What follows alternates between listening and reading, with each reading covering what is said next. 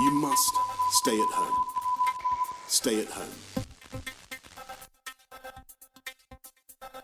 Hello, and welcome to Lockdown, hosted by Steve Bomford with Mike Davis-Marks. Our armed forces operate in challenging environments. Week by week, we'll explore what we can learn from their experiences.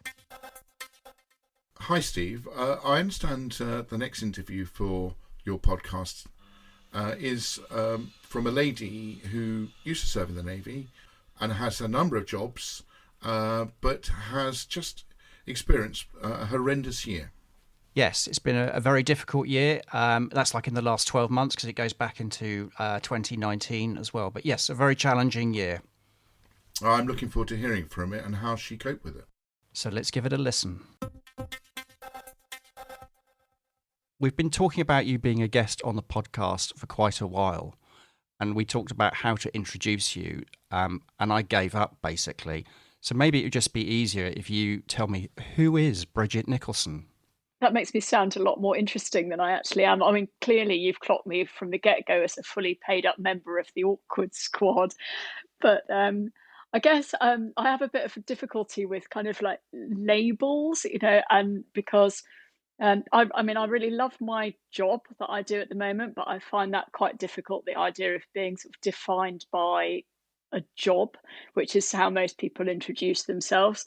It's a kind of a thing that seems to me to sort of attach to status and to whether people think that you're worthy of their time in a funny kind of way. And I think this sort of comes from I've been married to somebody in the armed forces for a long time, and when you are the spouse partner of, you're a little bit invisible, and I think it's part of that. So I don't like to think of myself as my current job role, partly because I've had to move around so many different things in order to sort of accommodate his service career. So variously over the years, I'm a Royal Navy veteran. I served for 10 years. And I am also a personal trainer, which is kind of a side hustle because you can't make enough money doing that unless you're extremely good and very dedicated. I'm also a teacher and assessor. I worked in teacher training for a while. I've worked in children's services, working with parents and teachers around behaviour support and parenting. And currently I work for the Naval Families Federation as their evidence director and their lead for stuff to do with education and family life and mental health and children and young people. So it's a nonsensical CV. and I don't really, I can't introduce myself by something nice and simple. I think diverse is the word I'm looking for. The personal trainer, where did that come from? I don't know why I'm singling that out, but where did that come from? It's a hobby. I mean, it was a hobby. It was something that I'd never been sporty at school. I was a disaster. I was the sort of dumpy kid with glasses who was always last to be picked for everything. But when I joined the Navy, God only knows how, ended up getting into running and so like physical activity, for people who don't see themselves as being that kind of person is something I'm really interested in. That was a kind of a thing that I did on the side, which then led into other work. So we, as Company of Makers, have known you for quite a while, and the impression we've always had of you is someone that's uber fit, ultra fit. You were always like cycling long distances. I think you were living on the Isle of Wight when we first met. You were, as I say, cycling from the Isle of Wight, not on the water, obviously, but that would have been impressive. But, fitness, you were always wearing Lycra. That's how I have to cut to the chase. That's how I always remember you. And I think that's quite relevant in terms of what we're about to go on to talk about, isn't it? That you were a very fit person. Yes, which made what happened next all the more sort of unexpected, really. Yes, it wasn't. I didn't last year. I didn't see it coming. No, and I'll ask the question. So you've written a blog called "It's Gone Tits Up," and this is all about your experience of breast cancer. So what's the story behind the blog and obviously your experience of breast cancer? So, I mean, the title is a glorious expression that the Navy use about when things all go horribly wrong and don't work anymore. And it seemed kind of horribly appropriate. So it would have been sort of Easter time last year. I was in the shower one day. I wasn't one of those people. I'm going to talk about breasts. I'm going to say breasts a lot. I hope that's okay. I wasn't the sort of person who would normally do sort of breast exam. I never really bothered with that. I always thought I was, far too healthy and just didn't, it wasn't something that I focused on. But I was in the shower one day and I felt a lump on the left side of my breast when I was just washing under my armpit. It was sort of about the size of like a Lego brick. And I thought, well, that's a bit strange, and had a bit of a feel round the other side, and there wasn't something sort of corresponding over there. And I didn't really think anything of it. I kind of mentioned it to my husband, and he was like, well, you probably should go and see the GP, but we're all pretty relaxed about it, and just didn't think anything much of it. Went to see the GP, who referred me for one of their sort of urgent appointments where you get within 2 weeks they'll see you at the clinic. And even when I got the letter which said on it suspected cancer clinic or something or other, I didn't, I still was kind of, it's a routine checkup, it's fine. Anyway, I got along there and pretty sharpish. They kind of, almost straight away, because they've seen it all before and then some up there, they kind of were like, yeah, this doesn't feel right, it's definitely something. And so they put me through sort of barrage of pretty unpleasant tests on the day, and it turned out that I had a type of cancer. There's so many different types of cancer, but a type called an invasive ductal carcinoma, which hadn't shown up on mammograms. I'd literally just had a clear one right before the diagnosis, and it was a particularly aggressive subtype.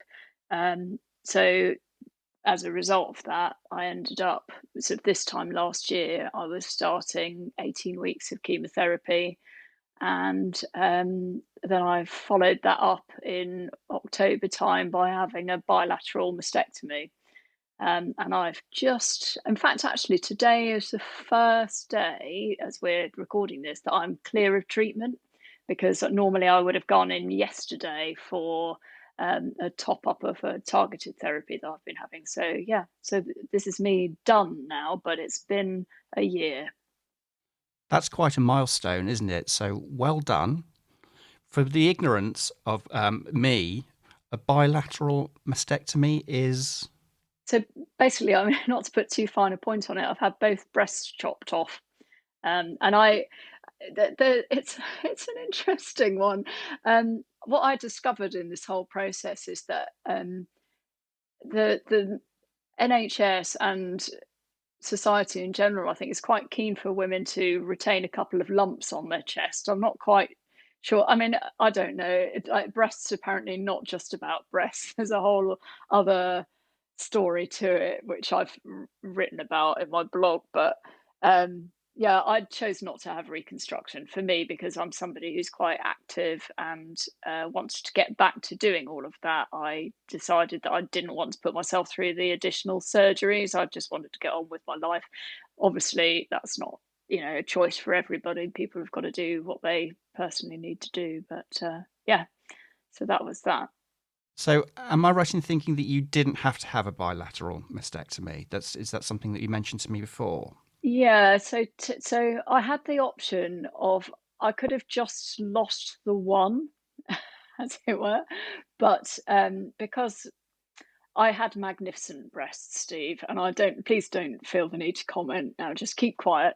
And I was a 32E or something, and you can't just chop off a boob of that size and expect just to kind of carry on as normal. You probably have to wear a prosthetic just to kind of get your clothes to fit and to be able to wear a sports bra and that type of thing. And so yeah, but in a lot of hospitals that wouldn't be an option. But they were very good, actually, I have to say, at QA. They were really, really supportive and really helpful. And the other side was the other sort of aspect of it was that the remaining boob had kind of defied screening, like all attempts to kind of let us know what was going on in there. Just, they weren't showing us anything very much. Which isn't to say if you're offered a mammogram that you shouldn't have one, because you absolutely should, just to be very clear about that. Just because it didn't work for me, for the vast majority of people, that's good screening, so do it. Good advice, I think. So you wrote a blog post about this, didn't you? Mad Within Acceptable Limits. Do you want to tell me a little bit about that? Because I was surprised by this, I have to admit, when you told me this. Yeah, so it turns out that it's completely considered to be like completely sort of normal to put yourself through the additional surgery to have implants or to have a body part removed from somewhere else and sort of fashioned into a boob shape and sort of clagged on your chest. I'm sorry to apologize if that's a very horrible way of putting it. If you're a surgeon, I'm sure there's a huge amount. I know there's a huge amount of skill involved, but that's kind of essentially what you're doing. You're sort of you're store robbing, to use a naval expression, like a bit of kit from somewhere to slap it on somewhere else to make the thing work. And it's that is apparently fine. That's like that. That's what any sensible, right-thinking person would want to do. The idea of not having reconstruction and just having what is called flat closure, that I needed to have a psychological assessment to make sure that I was kind of okay to make that decision, which was interesting. I mean, how's it interesting? Well, it's this is like absolutely, just to be really clear, like no judgment on people who decide to have reconstruction. This is a horrible experience and you just need to do what you need to do. But it does seem strange to me that shouldn't be, offered off the bat as a choice, as kind of, that it was me going to them and saying, well, actually, I think this is what I would like to have. Yeah, I mean, and they were brilliant. They were so supportive. It really was, as good an experience as it could be under the circumstances. I think it's something to do with the patriarchy, Steve, but I just, the whole needing to have a couple of lumps on your chest to, count as a woman. But yeah. I'm trying desperately to keep your inner feminist harpy at bay. You're doing well. The inner feminist harpy is often, it's always in evidence, but because I like to try and just keep it caged a lot of the time if I can. It's not easy. It hasn't been easy working in the Navy or in some of the other organisations that I've worked for over the years. So yes, I can understand that. So as if none of that was enough, late last year, both your parents passed away. How did that impact upon you? How did you cope with that, with everything else that was going on in your life at the time as well? Yeah, I mean, that was careless, wasn't it? It was quite a year, really. I mean, I had quite a complex relationship with my parents, and I have to say, it's not that surprising to me that they didn't want to be upstaged, and it wasn't. It was a really difficult. I joke about it, Steve, because it's the again. I think it's the there's a military humor thing that we use to kind of deflect stuff, which is difficult to talk about.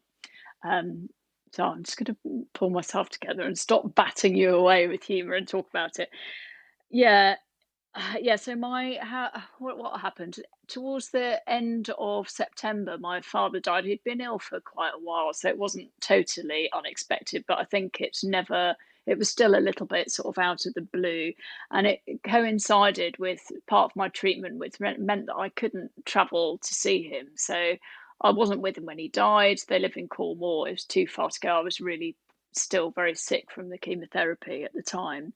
And his funeral coincided with my surgery. So it was a choice of either I go in for the surgery or I go to the funeral. And rightly or wrongly, I decided to go and have the surgery. And because I didn't know when they'd be able to fit me in again. And so there's a kind of a window of opportunity, which is the optimal time to have surgery at the end of chemotherapy.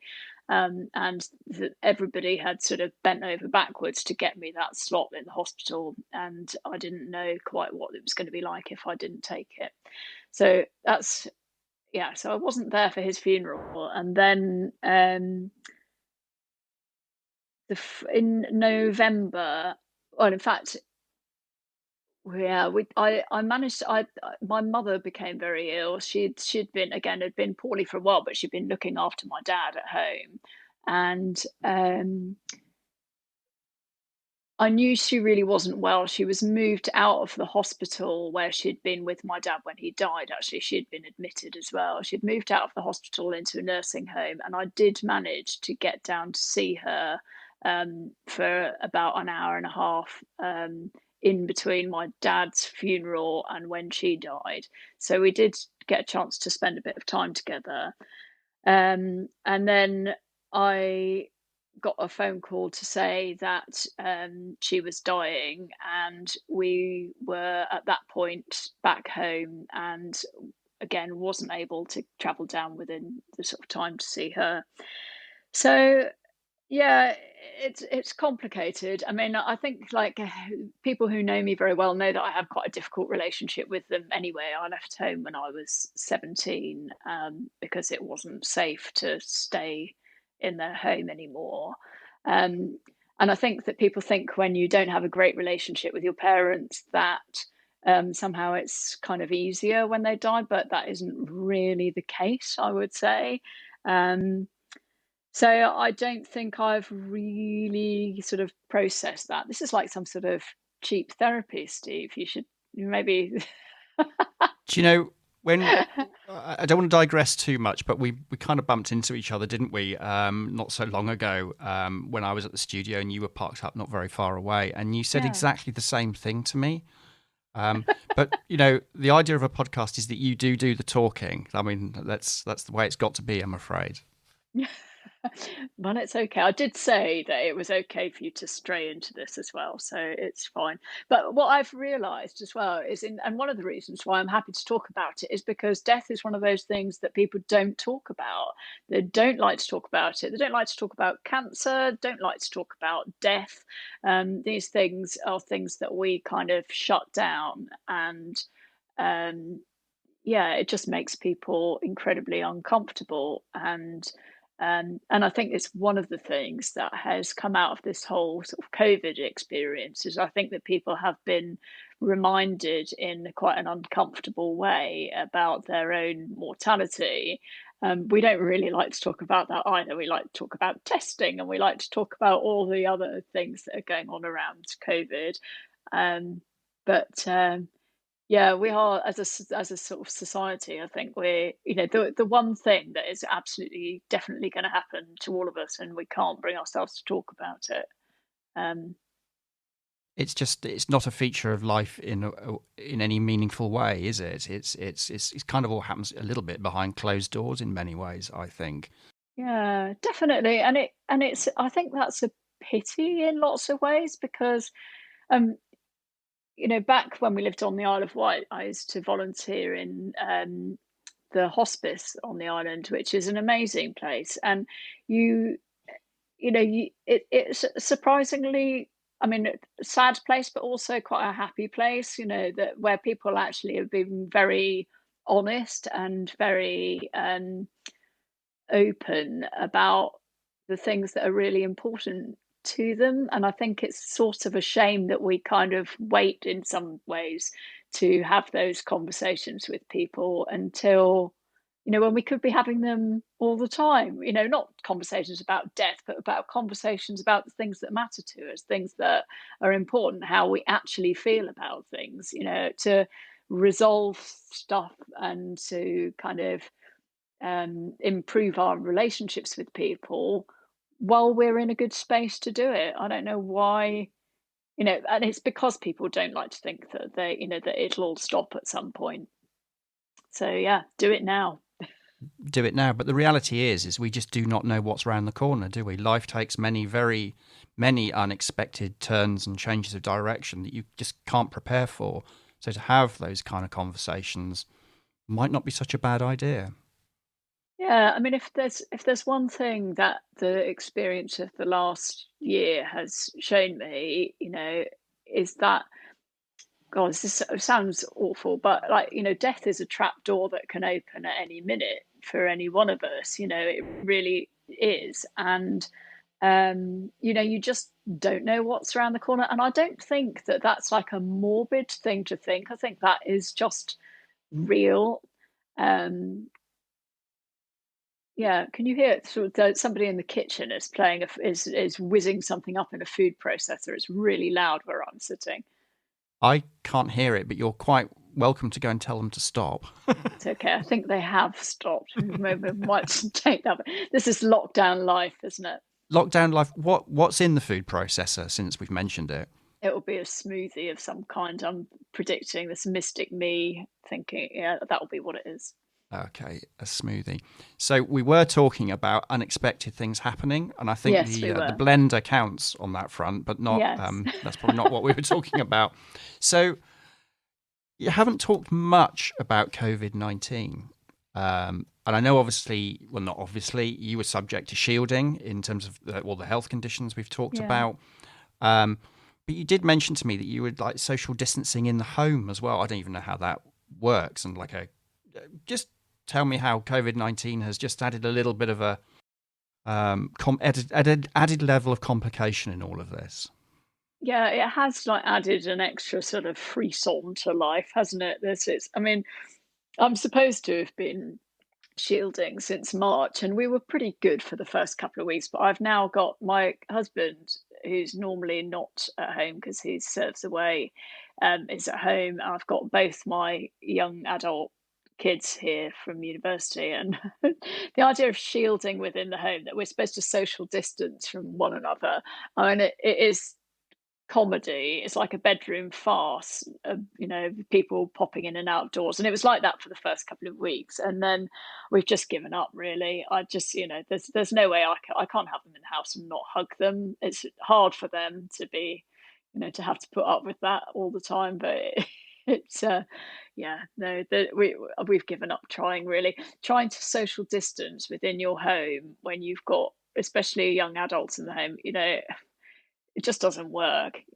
Trusting other people to shield you, it's like trusting a man with your contraception. It just isn't a thing, really.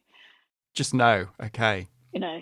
So has it impacted any other way? Because you, as we've already talked about, you were very active, very sporty. Has it stopped any of that from happening, or have you been carrying on? So that is kind of that has actually been a bit of a lifeline, really, is that, I'm fortunate because I, have a sort of background PTing, that we've got quite a lot of kit in the house. And so I have carried on exercising and doing things, and I think that has really helped. And I've started sneaking out for exercise, and I did that fairly early on in lockdown, I'm not going to lie, just because, if I left the house early doors and there was nobody around, it just seemed to make sense. And I think sometimes you just have to make a judgment call about things. You kind of know yourself what you need to do for your own sanity, and to not be the biggest pain in the arse to the people around you. And I've been, sort of properly back at work for a while as well. And you can't, you've got to do the things that you need to do to be able to function in the world. And so for me, that hasn't, some of the sort of shielding stuff has gone by the wayside, really. I think,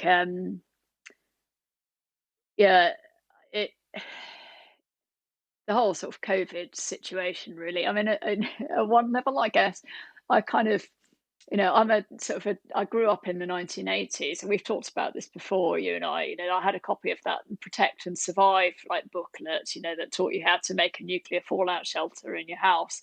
And so, at one level, I've kind of been sort of half expecting something of this nature to happen all my life. I have a vision of myself ending my days in a bunker somewhere, surrounded by bottled water and cans. So. It's like, why wouldn't we have a global pandemic after the year I've had as well? I mean, yeah.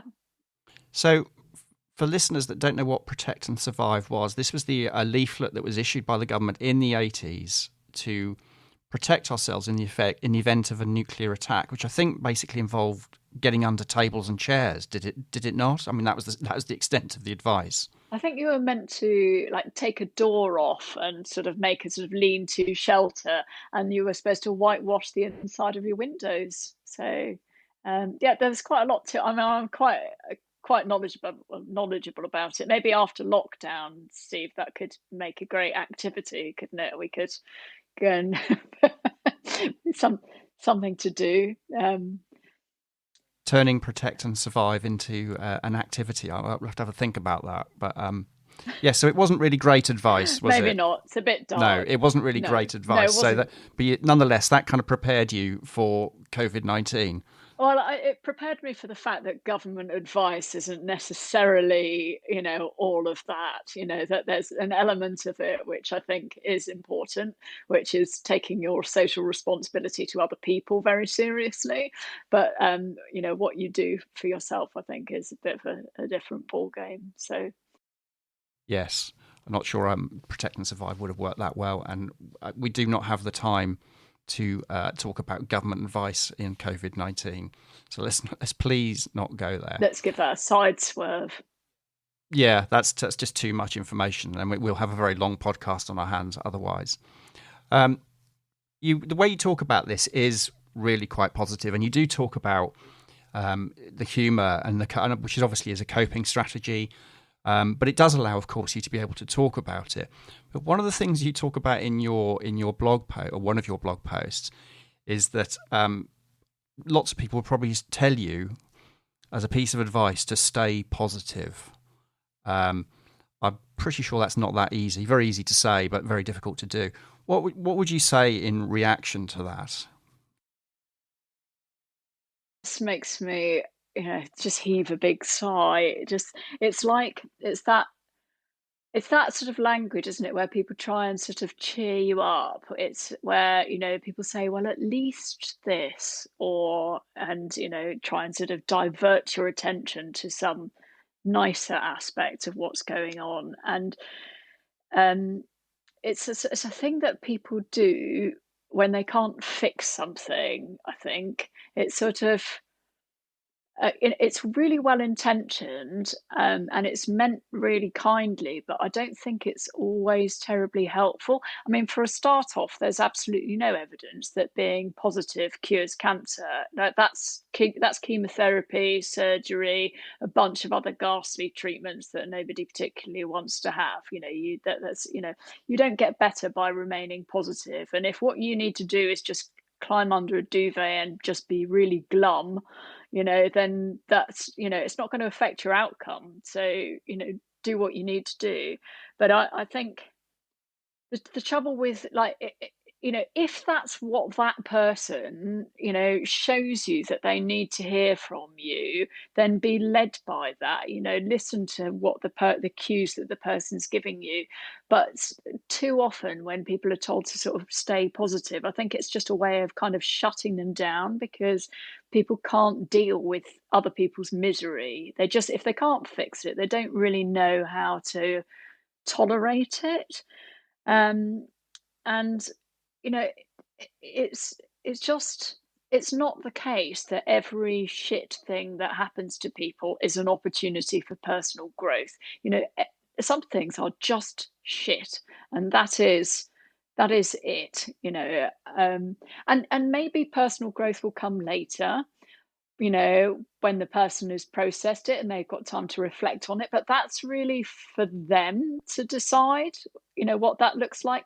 It doesn't need to be something that you're told that you should be doing, because the last thing you need when you're going through something is to, not only be feeling all of that trauma and pain yourself, but also be labeled as a bit of a whiner. You've probably got the right to whine, haven't you, I think you're entitled.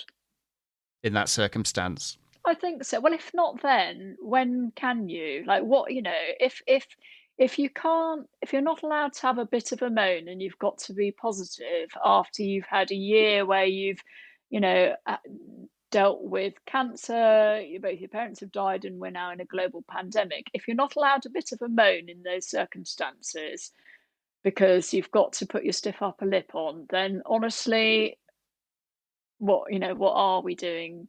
What are we doing? What is the scenario where it is acceptable? If Yeah. that isn't, I think Yeah. is quite a challenge, isn't it? It is, and there's a lot of this difficult language around cancer and people going through sort of difficult things. People, we talk about people battling things. I think in the forces community, we're particularly prone to reaching for this kind of like analogy that people are fighting a disease or they're well actually.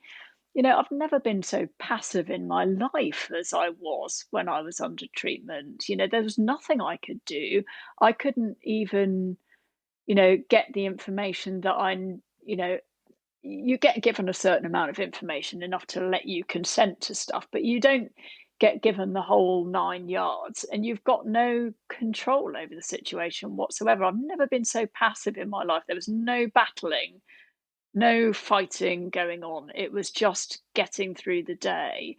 And this idea that people who don't survive cancer um, have lost their battle in some way. I find that really difficult. Now, if the person with cancer themselves like identifies with that language and that is helpful to them, then that is great. Like that's on them, but it doesn't work for everybody, and I think we just need to be careful about that.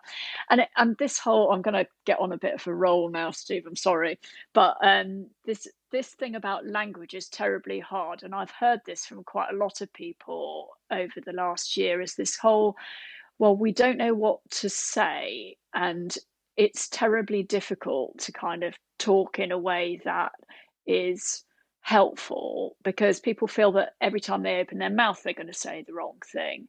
But honestly, it's not as hard as you think it is if you just listen to the person and kind of make space for them to speak about their experience, rather than trying to cheer them up, layer your kind of opinions on things, or just sort of be, I don't know, just to kind of lay your own agenda on it. I think it's tricky. If you can stay focused on the person, I think that helps enormously.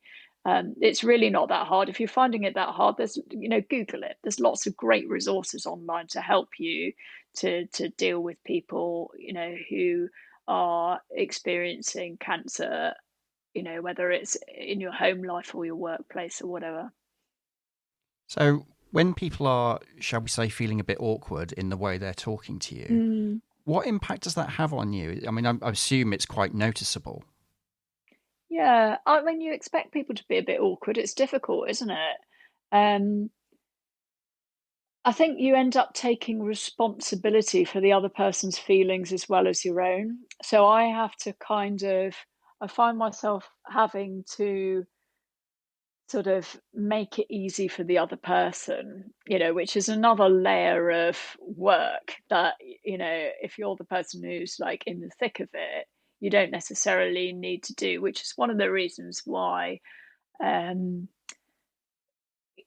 do have to be kind of a bit selective about maybe who you talk to as well, because sometimes, there are certainly people that, and I'm sort of saying this, I'm aware that people will probably kind of listen to this, but like after, there are people that I can get back to after treatment when I'm, in a better sort of frame of mind, who, for whatever reason, just find it really difficult to be around me at the moment through their own difficult experiences, their own personal trauma, their own, the trouble is, it has a massive impact on the people around you, and not everybody can be around you, and it's not their fault either. You can't. I don't blame people for that. Um, it's hard on everybody. It's really hard for the person going through it, but it's super difficult for the people around you to navigate it. And one of the best sort of responses that I've had actually was from somebody that I don't know particularly well. It's somebody that I come across at work in various meetings, and I'd gone at the end of my chemotherapy and I still had no hair, and it was the first time I'd kind of been out in public with no boobs, which used to be one of my kind of key recognition features, like a naval warship with a big gun on the front. That was kind of, that was that. And people didn't really recognize me. And this chap came up to me, and he didn't try and sort of scoot around me, which quite a few people did. A few people actually just physically avoided me, even though they knew who I was and what had been going on.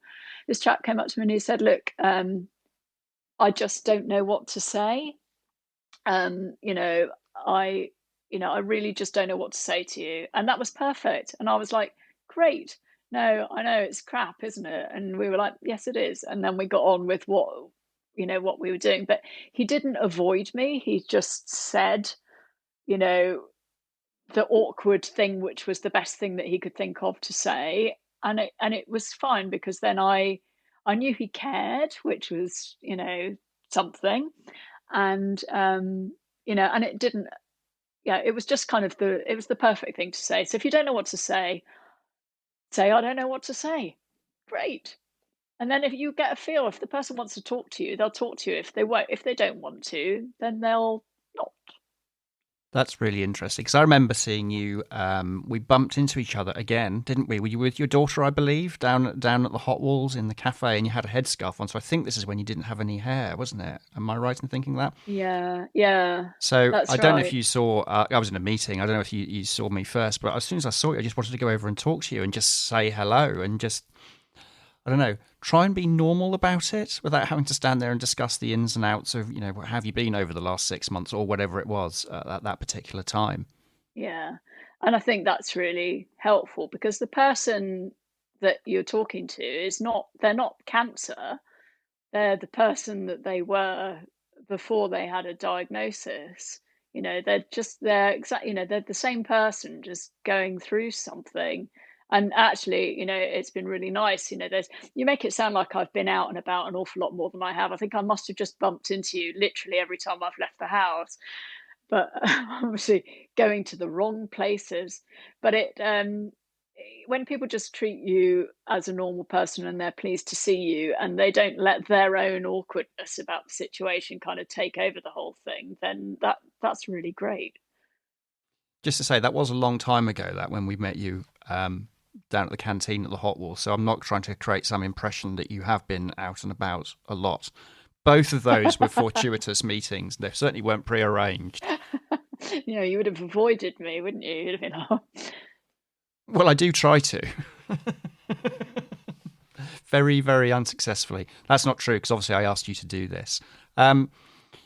Finally, I guess, the future? What does the future look like for you? I'm not necessarily talking about COVID-19, which is kind of what we've asked people before, that sort of, what are you looking forward to doing? Because I think your situation is probably, is different from some of the other guests we've had on the podcast. What does the future look like? How would you like it to be? God, that's a big question, isn't it?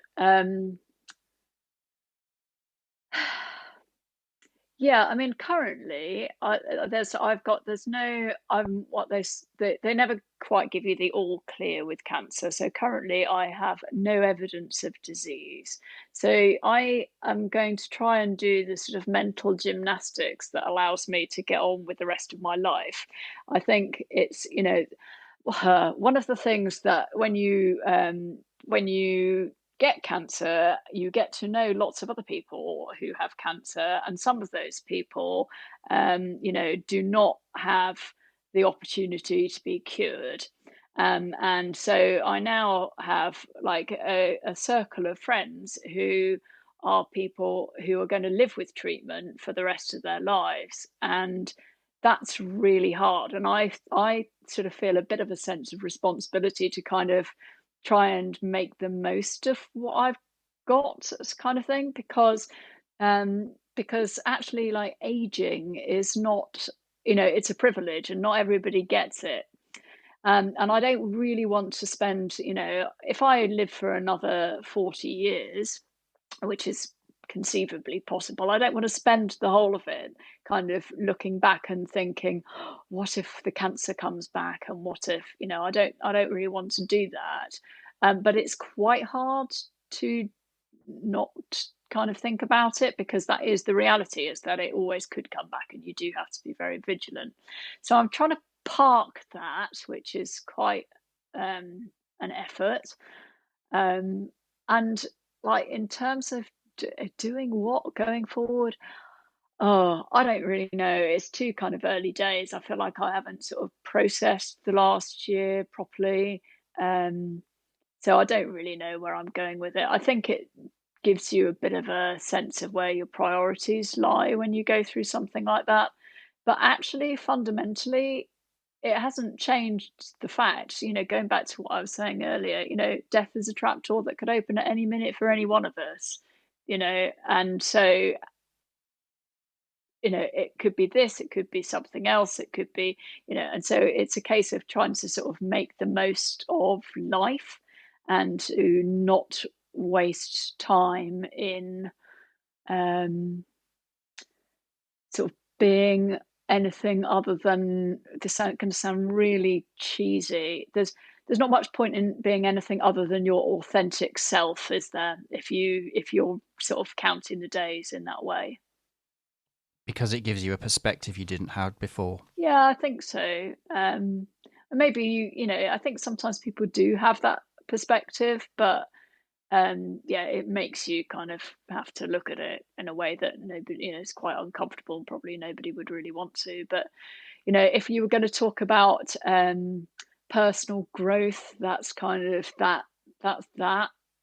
But like, I'm grudgingly growing through this experience. Like, I didn't want to have it, but like, it's like, God, if there has to be a silver lining, I guess I better. I'm still at the Eeyore stage, just sort of gazing sadly at the ground, and you know. So you are quite a fan of A.A. Milne, from what I can see on your Twitter account. So Yeah. is there any advice from any of the characters from Christopher Robin, Winnie the Pooh, that you could leave us with as a final thought, or a particular quote? Oh gosh. I don't know. I am a bit of an Eeyore fan. An Eeyore fan, and and I think people sort of regard Eeyore as being a bit of a depressive, and maybe he is, but I certainly find him, relatable over the last year. There was somebody had posted a little bit on Twitter the other day about the bit where Eeyore loses his tail, and he's having a mope about the fact that he's lost his tail, and all the other animals are kind of rallying round to try and work out what they're going to do for poor Eeyore. And personally, I think, let him mope. If you've lost a body part, you're entitled to mope for a little bit. And this is a thing, that I don't know why, it's a very sort of British thing that we feel like when somebody's experienced a loss, or they're going through some sort of grief, we try and encourage people to kind of move through their feelings at like some breakneck pace to kind of get back to normal. Well, actually, sometimes you just need to let yourself be miserable. Eventually, you come out the other end of it. It doesn't go on forever. But yeah, have a bit of a mope. What's wrong with that? And that's a fantastic bit of advice, isn't it? We can't all be cheerful all the time. In all honesty, we cannot be all cheerful all the time. It's not practical. No, it's not. I mean, obviously, there's a tipping point, isn't there, where if you're just feeling low and dreadful all of the time, then you probably need to go and have a chat with your GP. That's the thing. But like, sometimes it's a completely normal response to life events. And this whole idea that we have to be cheery and chipper all the time, I think, honestly, I don't think that happiness in that kind of way is normal. Like I just this whole idea that we should pursue being happy as if that's the kind of end goal. Actually, happiness is just something that kind of happens to you if you're lucky along the way, and the trick is to notice it. That's a fantastic piece of advice. Bridget, I would just like to say thank you very much for that, and thank you for your candour in discussing what must be quite a difficult year to have discussed. Well, I got through it without crying once, Steve, so that is pretty amazing, because I do have a habit of just, embarrassing people by showing feelings. Honestly, I think that's what this was all about. But well done anyway. I'm sure Eeyore would be incredibly proud of you. Thank you very much. Thanks, Steve. I'm going to go off for a mope now. Hi, Mike. Well, there's quite a lot to think about in there and talk about in there, isn't there? She covered a huge amount of stuff in that interview. Well done, both of you, because there's lots of topics raised there. But I'm going to start off with a really light-hearted one and ask you, which Winnie the Pooh character do you associate with, Steve? So before we started recording this, we were talking about this, and you said you were Winnie the Pooh, and I thought you would be more Tigger, actually, with your personality. So I'm just avoiding the issue, basically, and describing you. Oh, that's very generous of you. Thank you for that. I was described as Winnie the Pooh when I was at university, and I have a couple of my university friends still call me Bear, but that's more to do with my shape, bear-shaped, and my like of food than it was anything to my personality. I think Tigger is probably a slightly closer to my personality rather than my body shape, but those days are behind me now, I hope. Didn't Winnie the Pooh get stuck in a rabbit hole, and because he'd eaten all the honey whilst he was inside and couldn't get out? I seem to remember something like that. So what are you implying, that I can't get in and out of my front door? Those days are behind me, I tell you. Anyway, so I just thought it was interesting because I'm a big A.A. Milne fan, and I also understand that you got a prize for writing about A.A. Milne in your junior school. I did. It's the only prize / A+ that I can recall getting at school ever, and it was a project all about A.A. Milne, and I remember having to do all the cursive handwriting, which if you see my handwriting now, you'll know that's quite an achievement, because I should be a doctor based on my handwriting. Well, it's good. It's a good thing that you are such a star as a podcast interviewer and a general good egg in every other respect. So let's move on from that. So you pointed me to Bridget's blog, which is known as "It's All Gone Tits Up. Breast cancer was not part of the plan." And I've read through quite a few of her blogs, and what comes out is a very down-to-earth, humorous and resilient individual. I think are extraordinarily well-written blogs that really take you on a journey, her journey, in such an emotional and expressive way. I think she writes beautifully. I think, she didn't list it as one of her jobs, but I think she could be an author, because I think she can write very descriptively. I quite agree, and I think there's it's the sort of the humour that's implied as well. Well, there's a humour in it that sort of kind of makes it all the more human, I think, as well, in the way she tells those stories, because they are difficult things to talk about. Yeah, well, those stories, as you say, are often on subjects that people don't want to talk about or don't know how to talk about. And I've never been in a position where I've had a subject that people don't want to talk about.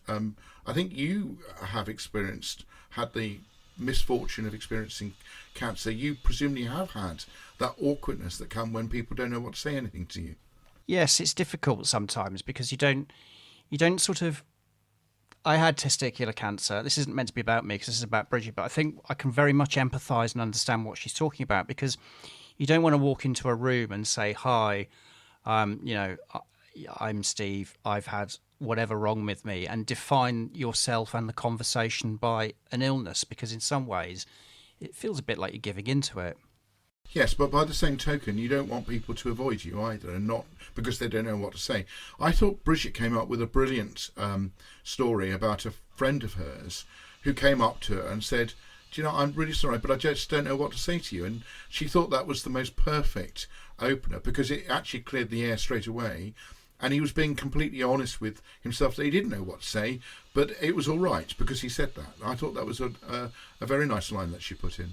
Yes, I agree. I think it's often adults that really struggle with this as well. Sometimes, it's out of the mouths of babes, isn't it? Out of the mouths of babes, isn't it? Where they just ask the obvious questions. So, if someone's lost their hair, say due to chemotherapy, they'll just come out and say, "What's happened to your hair?" Whereas an adult, you just think it was too impertinent, rude, uncomfortable, and you end up not bothering, which is not necessarily the right thing to do. No, as a child you're uninhibited, and as you grow up you become more inhibited. It's strange, isn't it? But let's just reflect on the year that she has, because you made the recording with her on the day that she was given the news that she had what's known as the all clear, although, as she explained, it's never completely, there is no evidence of any disease in your body, was what I think she was told.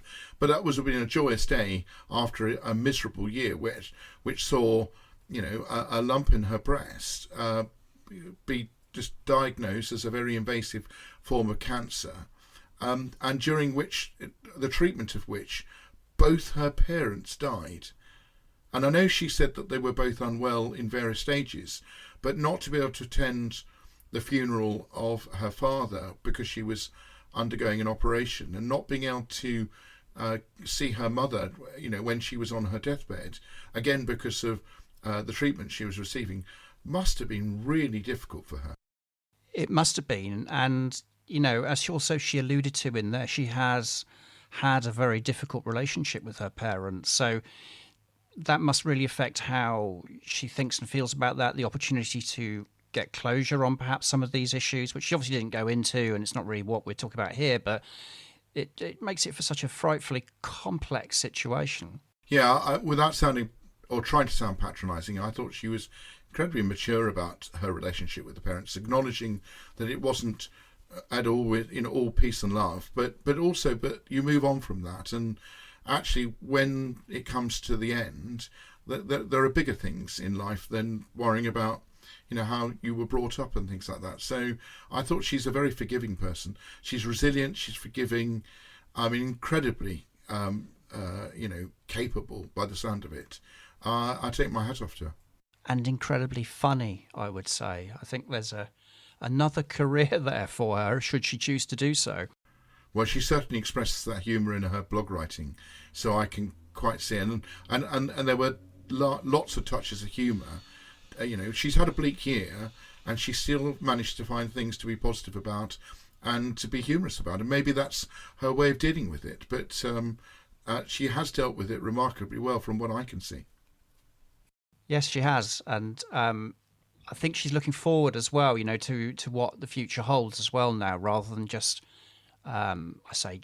it's always going to be there at the back of your mind. I'm afraid that's kind of unavoidable when you have something quite so serious happen in your life, or serious things happen in your life. But I think the idea that she may now be able to look forward to what the future holds.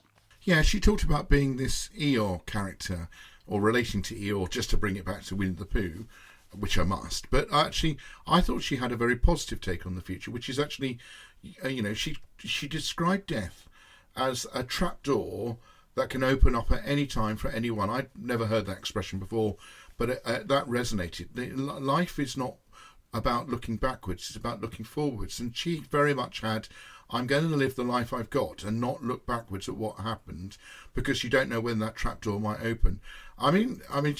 There's a lot of wisdom that came out of that interview. Yes, and I think, I know we're talking about, Bridget specifically, but, COVID-19 is absolutely one of those trapdoors almost, isn't it? In terms of nobody expected this. It's had a massive impact upon everybody's lives. And especially if you're going through chemotherapy or severe, serious treatment. I mean, can you imagine? Yeah, so you get diagnosed with invasive, aggressive breast cancer. Both your parents die within 2 months of each other, and they live in Cornwall. You're not unable to see them, even if you wanted to. And then just when you think you're on the road to recovery, COVID-19 strikes, and you've got a shield because you're on, immunodepressant therapy as part of the cancer. you're not allowed to hug your adult children, although I think they said that went out of the the book fairly early on. And life is not normal in any sense of the word. No, and I think it was one of the things that made me think was this idea of socially distancing within your own family unit.